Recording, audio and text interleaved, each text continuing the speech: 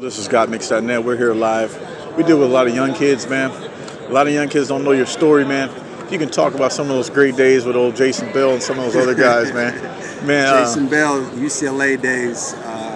You know what you do with a lot of young guys. Now that makes me feel old because now you're saying that I'm an old guy and I got to give advice. But I'll tell you, to be here, Super Bowl, be around legends, be around some up-and-coming stars.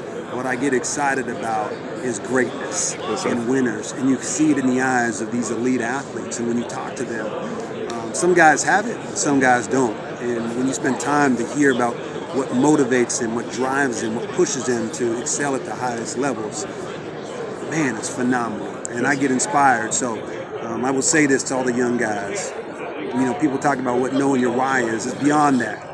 You got to have something inside you that makes you do something that 99% of the world cannot do. And that's sometimes showing up, getting out of bed, and doing that every single day and over again. So, no, this is good. I love that. I get inspired by these folks around here, so it's good. Man, that's awesome, man. You got a lot of people, they don't, like Jason Bell, who's undrafted.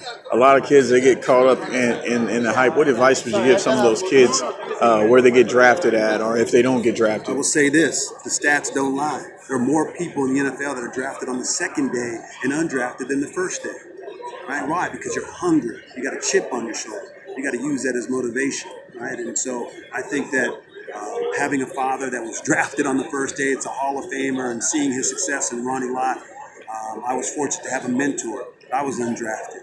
And it doesn't matter how you get in the league. The question is how you stay in the league.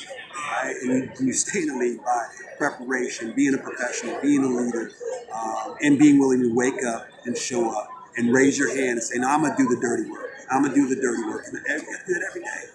Man, that transition from high school to college, how was that transition for you, and as far as an adjustment? And what advice would you give a kid that might be going from high school to the next level? High school to college, the biggest step is realizing that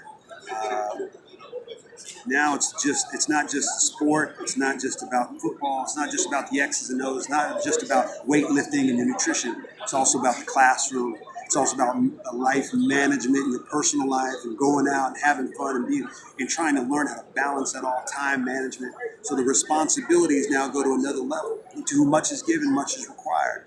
And some people can't handle that. And if they have the ability to handle all those things and juggle all those things and stay dedicated and focused on their craft and trying to be the best player they can be, they can excel.